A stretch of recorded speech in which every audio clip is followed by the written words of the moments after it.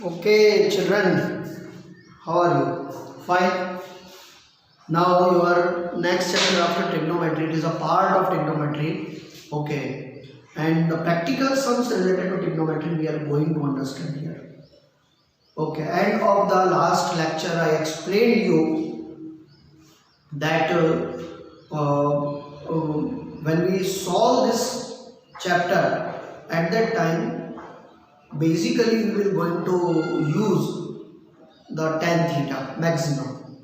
Okay. Now, what is the exact meaning of the application on trigonometry or height and distance? अभी recently एक event बनी है और आप लोगों ने शायद ध्यान भी दिया होगा कि तिब्बत और नेपाल दोनों के बॉर्डर में वर्ल्ड का सबसे हाइटेड माउंटेन आता है and that is known as the mount Everest. Okay, तो तिब्बत के बिहार पर चाइनीज गवर्नमेंट ने और नेपाल तो अपना इंडिपेंडेंट कंट्री है ही है, तो उन लोगों के एक्सपर्ट्स लोगों ने मिलकर वापस से जब माउंट एवरेस्ट को मापा तो लगभग वो पिछले टाइम जो भी मेजरमेंट किया था सर शेरपा तेनसिंह और एडमंड हिलेरी के टाइम पे, उससे लगभग 8 इंच जो है उसकी हाइट ज़्यादा मिली. बराबर है. आज की तारीख में तो बच्चों बहुत ही सिस्टमेटिक इंस्ट्रूमेंट्स हैं, एकदम मॉडर्न इक्विपमेंट्स हैं, तो it can be little easier to measure this time kind of thing. अब आप जो है किसी भी चीज़ की ऊंचाई, ऐसे इतनी बड़ी बड़ी चीज़ों की ऊंचाई आपको स्केल लेके तो मेजर कर नहीं सकते हो, तो वहाँ पर आपको प्रैक्टिकली ट्रिग्नोमेट्रिक रेशियोज काम में आते हैं. तो फर्स्ट टाइम जब माउंट एवरेस्ट को मापा गया तो जिन लोगों ने माउंट एवरेस्ट को मापने का काम इनिशियल लेवल में किया, उन्होंने ऐसे ही ट्रिग्नोमेट्रिक प्रॉपर्टीज का इस्तेमाल करके माउंट एवरेस्ट की हाइट को 8,848 जितना जो है मापा था कि इतना ऊंचा जो है माउंट एवरेस्ट है. तो ऐसे ही जो है हम किसी भी चीज़ की हाइट को या पर्टिकुलर डिस्टेंस को मेजर करना हो तो with the help of trigonometric ratio we can measure. But when we measure that thing, certain concept, basic concept we have to keep in our mind. हमको मालूम है कि कोई भी चीज जब आदमी खड़ा होता है तो he is perpendicular to the land, जमीन के परपेंडिकुलर होता है, यानी कि हमारे से जमीन का 90 डिग्री का एंगल बनता है. Okay, and at that condition अगर मैं आईज के पैरेलल एक इमेजिनेटरी लाइन ड्रॉ कर दूं, suppose this is my I and I am drawing one imaginary line, then earth and this imaginary line become parallel to each other, and at that time two positions are there. Either I watch up like this way if something is on height, if something is in down I will watch like this way. ये दो position होंगी. If I will go like see, I will observe like this way or I will observe like this way. When anything, the height from our height to upper side, at that time ये जो imaginary line है इससे object के बीच में जो angle buildup हो रहा है, that angle is called the angle of elevation. Is it clear? मैं ऐसे हूँ, मैं ऐसे देख रहा हूँ, यहाँ से जो एंगल बन रहा है, this angle is called the angle of elevation. Is it clear? ठीक है, तो आपको सबसे पहले तो ये याद रखना पड़ेगा एंगल ऑफ एलिवेशन क्या होता है. गुजराती में उसको बोलते हैं उत्सेध कोण. उत ऊपर, सेध जवाब, तो ऊपर दिखाई देना, उत्सेध कोण. Okay, in English it is called angle of elevation. Similarly second position, imaginatory line के अगर डाउन पार्ट में मैं देखता हूं, जैसे कि मैंने यहाँ पे ये पिक्चर में बताया कि यहाँ पे कोई ऑब्जर्वर की आंखें हैं और वो यहाँ से किसी तालाब में मछली को देख रहा है तो डेफिनेटली गर्दन ऐसे ही करेगा ना, इज इट क्लियर? और जब गर्दन ऐसे करेगा तो उस समय जो एंगल इस पैरेलल लाइन से, इस imaginary parallel line which is parallel to earth, इससे है, अब ये क्या हो गया, देखो ट्रांसवर्सल हो गया, इज इट क्लियर? तो यहां पर जो एंगल बनेगा ये angle, this is called angle of dispersion, उत्सेद, सॉरी अवसेद, अवसेद मतलब नीचे की तरफ, उत्सेद मतलब ऊपर, अवसेद कोण नीचे की तरफ। तो एंगल ऑफ डिपर्शन और डिप्रेशन ऐसा बोलते हैं, एंगल ऑफ डिपर्शन बोलते हैं, ओके, और डिस्पर्शन बोलते हैं, एंगल ऑफ डिस्पर्शन, ओके। तो वो जो है, अब interesting thing, when two lines are parallel, okay, and transversal is intersect it, then जो भी यहाँ पे एंगल बन रहा है ये कैसे एंगल होंगे, ऑल्टरनेट एंगल होंगे। इसका मतलब ये एंगल और ये एंगल का मेजर कैसा होगा, सेम होगा।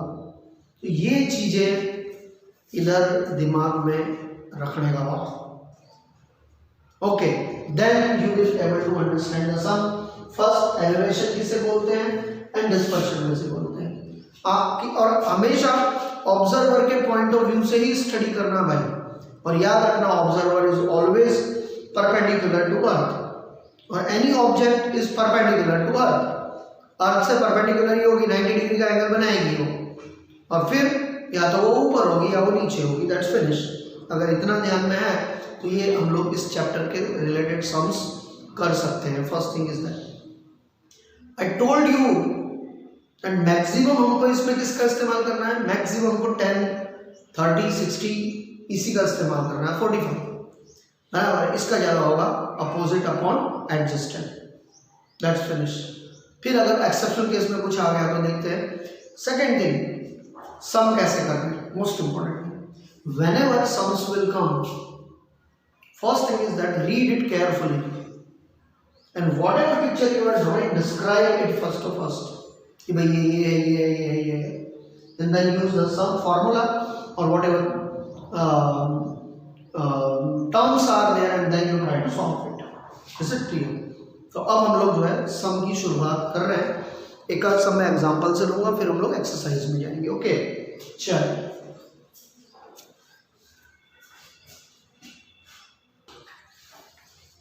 see now example number 1, listen it carefully. A tower stand vertically on the ground. This is ground and by nature this is the tower. तो मैंने आपको बताया कोई भी चीज अर्थ से स्टैंड होगी, it is always perpendicular to the earth, it means it will make 90 degree with earth, okay. So a tower stand vertically on the ground from a point on the ground which is 15 meter away from the foot of the tower. Tower से 15 metre की दूरी पर यहां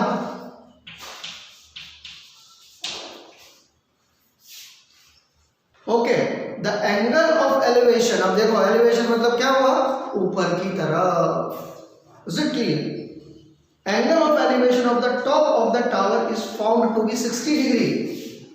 यहाँ से ये जो distance है टावर की, जो टॉप है, ये टॉप यहाँ से देखने पर 60 डिग्री का एंगल फ्रेम करती है, okay. And then it is asking that find the height of tower, you have to find the H of the tower, tower की ऊंचाई कितनी होगी। Is it clear? So just write here A, B and C. अब देखो इसका सबसे पहले आपको डिस्क्रिप्शन लिखना पड़ेगा कि कौन क्या है, इज इट क्लियर? क्योंकि आपको क्लैरिटी नहीं दोगे तो आपके मार्क्स जाएंगे। तो first of all you have to give the clarity. क्या क्लैरिटी देनी है? आपने यहाँ पर टावर को ए बी से लिखा है, is it clear? So first of all right here solution. And another thing, before making the figure, don't solve sum. Figure is essential. That one also an important thing.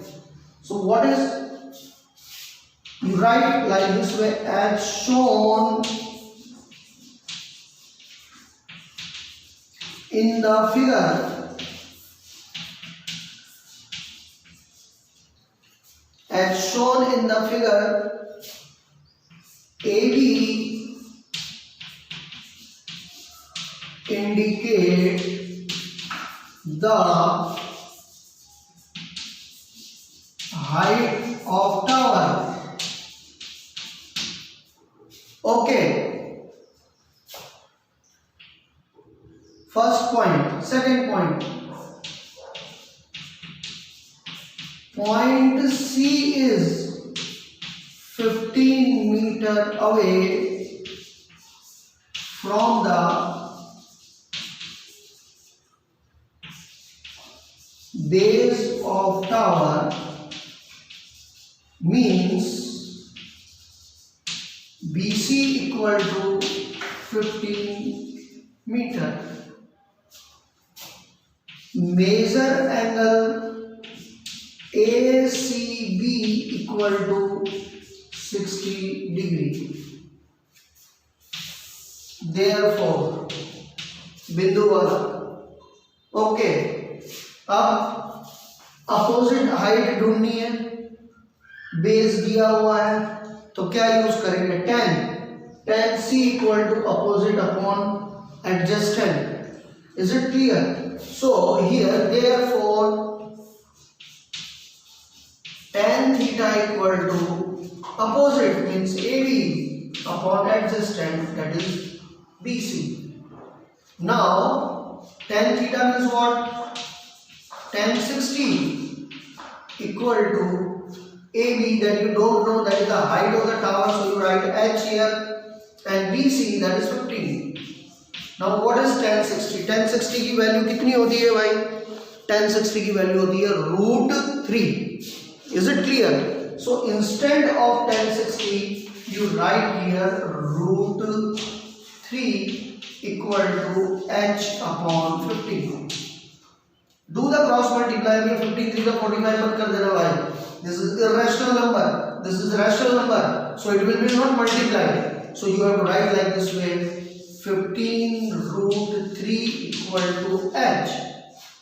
अब अगर आपको √3 की value दी है तो अच्छी बात है, और अगर नहीं दी है तो यहाँ पे रख के पिक्चर खत्म करो भाई. Is it clear? Therefore बिंदु वाला height of tower equal to 15 √3 meter. This is the way to solve it. देख लो भैया, ये इस तरीके से जो है आपका काम काज होगा. Is it clear? एक और सम लेता हूं, that is your 9.1 का फर्स्ट सम. देखो जरा 9.1 का फर्स्ट सम. चलिए जी, अब जरा 9.1 का जरा फर्स्ट सम जरा देखिए, तो आपको जो है और अच्छी तरह से समझ में आएगा. ये बोल रहा है, a circus artist is climbing a 20 metre long rock. Circus पे काम करने वाला एक आर्टिस्ट जो है 20 मीटर लंबी रस्सी पर जो है चल रहा है. Okay, which is tightly stretched and tightened from the top of the vertical pole of the ground. जमीन से खड़े किए हुए एक पोल के ऊपर से उसे टाइटली बांधकर जमीन में दूसरा सिरा उसका रखा गया है. Find the height of the pole.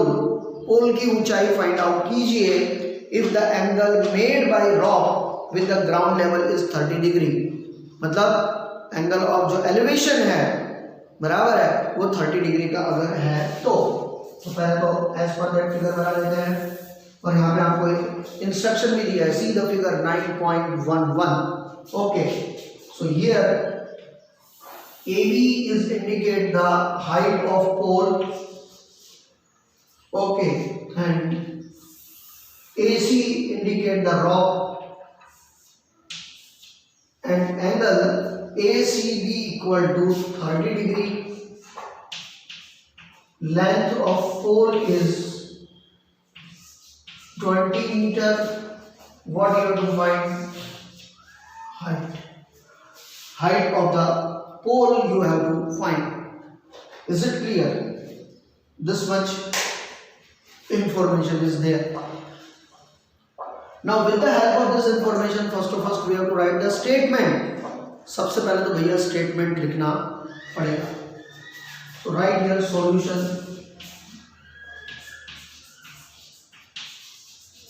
First statement, as shown in the figure,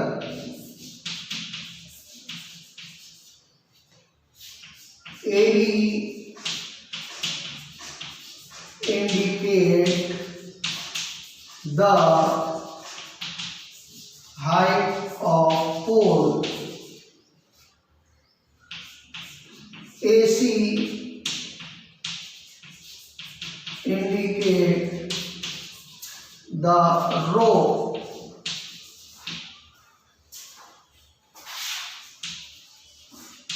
Angle of elevation, that is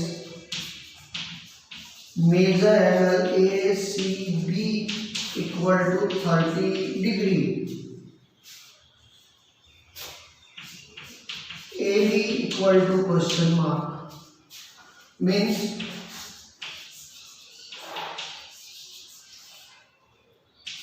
height of pole. ठीक है, अब जरा दिमाग लगाओ यहाँ पे बराबर से भाई. अगर हमें 10-30 यूज करते हो तो अपोजिट अपॉन एडजस्टेड होता है, ना इसका ठिकाना है ना इसका ठिकाना है. हाइपोटेन्यूज दो चीजों में हो सकता है, या तो कॉसेक में होगा या साइन में होगा. कॉस में भी होता है, मना नहीं कर रहा हूं, लेकिन कॉस में हाइपोटेन्यूज और एडजस्टेंट का रिलेशन है. अपने को किसका रिलेशन फाइंड आउट करना है? अपोजिट का. तो थीटा यहाँ पर है. Is it clear? तो हमको यहाँ पे साइन थीटा लेना पड़ेगा भाई. ठीक है. Therefore sine theta equal to opposite यानी AB upon hypotenuse that is AC.